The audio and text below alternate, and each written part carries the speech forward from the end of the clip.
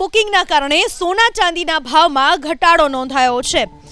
Indian Boolean and jewellers association अनुसार 24 carat 10 ग्राम सोनानो भाव 2613 रुपया घटीने 88,401 रुपया थयो।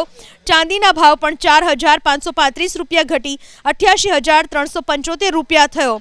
जाणकारोना मते सोना अने चांदीना भावमां हजू घटाडो थई शके छे। बात करिए मोंघवारीना वधु एक मारनी तो 50 रुपयानो भाव वधारो थयो छे घरेलू गैस सिलिंडरमां, जेना कारणे गरीब अने मध्यम वर्गनी जनताने मोंघवारीनो वधु एक मार। मंगळवारथी नवो भाव वधारो लागू थशे।